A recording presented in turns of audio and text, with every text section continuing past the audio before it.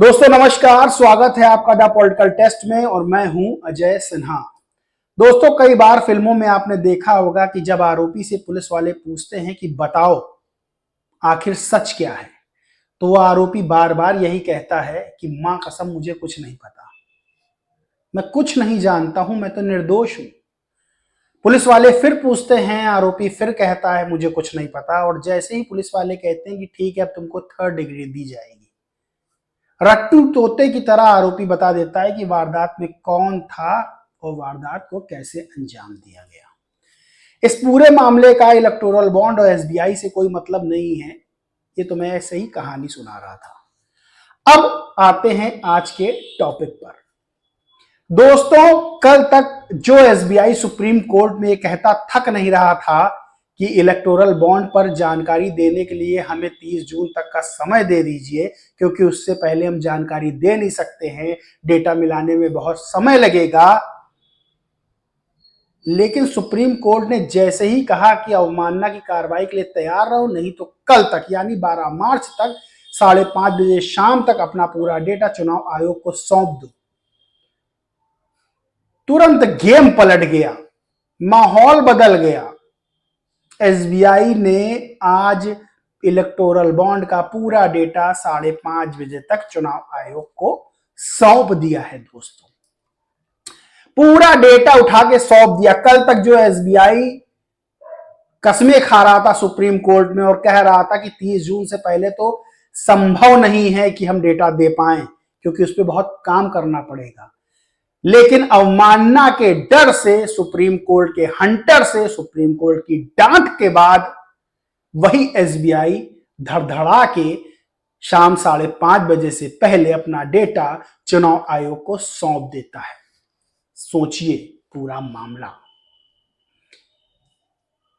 जिस एसबीआई को 30 जून तक का समय चाहिए था, उसने 24 घंटे के अंदर, दोस्तों 24 घंटे के अंदर पूरा डेटा इलेक्टोरल बॉन्ड का कि किसने कितना रुपया किसको और कब दिया है, सारी जानकारी दे दी चुनाव आयोग को। यानी रात रात जाग के काम किया गया और सुप्रीम कोर्ट के आदेश का पालन किया गया, क्योंकि सुप्रीम कोर्ट अवमानना की कार्रवाई को तैयार बैठा था। इलेक्टोरल बॉन्ड पर सुप्रीम कोर्ट ने साफ कह दिया था कि अब यह टॉपिक हम जाने नहीं देंगे, जानकारी तो चाहिए ही चाहिए, और जानकारी इलेक्टोरल बॉन्ड पर एसबीआई ने चुनाव आयोग को सौंप दी। यह बहुत बड़ी खबर है। कल इस खबर के आगे सीएए की खबर आई। आज हरियाणा में किस तरह से मुख्यमंत्री को बदला गया, किस तरह से जेजेपी और बीजेपी का गठबंधन टूटा, सारी खबरें आई, लेकिन यह खबर तब नहीं पाई। इलेक्टोरल बॉन्ड की जो खबर है वो अपने आप में बहुत बड़ी है। और दोस्तों माना यह जा रहा है कि अब बहुत बड़ा खुलासा हो सकता है कि आखिर किसने कितना रुपया कब किस पार्टी को दिया है। अब मैं बता दूं कि जो इलेक्टोरल बॉन्ड की जानकारी चुनाव आयोग को दी है, और चुनाव आयोग 15 मार्च को जो जानकारी पब्लिक डोमेन में ले आएगा, यानी जनता के लिए ले आएगा, और जनता को पता चल जाएगा कि कितना रुपया किस राजनीतिक दल को किसने कब दिया है। ये बहुत बड़ी खबर होगी दोस्तों, बहुत बड़ी। इससे क्या हो सकता है, यानी इलेक्टोरल बॉन्ड की जब जानकारी सार्वजनिक हो जाएगी तो उससे क्या होगा, ये आज मैं आपको बता देता हूं।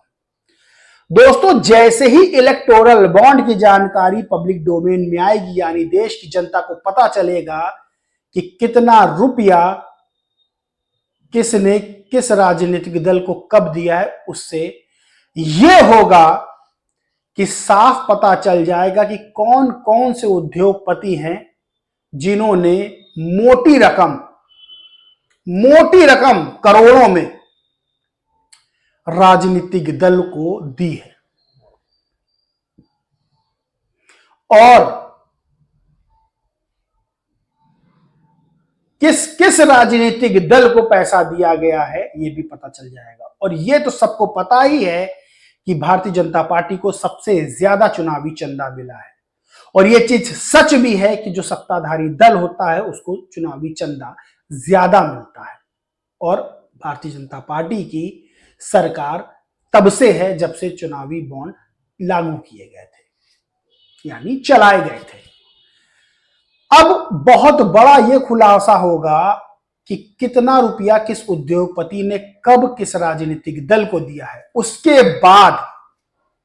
उसके बाद यह पता चलेगा कि किसको सरकार के द्वारा बड़े बड़े काम दिए गए हैं। दोस्तों, सुप्रीम कोर्ट के वकील प्रशांत भूषण ने कहा था ये बात कि जो इलेक्टोरल बॉन्ड है वो एक तरह की कॉर्पोरेट घूसखोरी है। यानी एक उदाहरण समझिए कि अगर आप किसी को रुपया देते हैं तो जाहिर सी बात है कि आपको उससे कोई काम होगा तभी आप उसको रुपए देंगे। और ये रुपए कोई 100, 200, 1000, 2000 नहीं, कई 100 करोड़ रुपया है। और प्रशांत भूषण ने यह बात कही थी, तो पता यह चलेगा कि किसने कितना रुपया किसको दिया है, उसके बाद कितने कितने काम उसको सरकारी सौंपे गए हैं। दूसरी चीज, जो बड़ी चीज पता चलेगी, वो ये पता चलेगा कि किस किस पर जांच बैठाई गई थी और जैसे ही चुनावी बॉन्ड मिला उसके ऊपर से वो जांच हटा ली गई। दूसरी ये चीज। और तीसरी चीज दोस्तों ये पता चलेगी कि कौन कौन से ऐसे उद्योगपति हैं या ऐसे लोग हैं जिन्होंने विपक्षी दलों को इलेक्टोरल बॉन्ड दिए थे और उसके बाद उन पर कार्रवाई हुई, जांच एजेंसियां बैठाई गई और उन पर जांच की कार्रवाई की गई।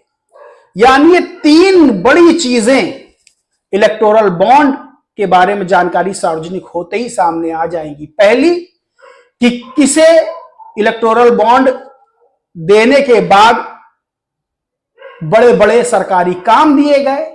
दूसरा, कि किस किस उद्योगपति पर इलेक्टोरल बॉन्ड देने के बाद जांच हटाई गई जांच एजेंसियों की, और किस किस उद्योगपति ने विपक्ष को पैसा दिया इलेक्टोरल बॉन्ड के जरिए और उस पर जांच बैठाई गई।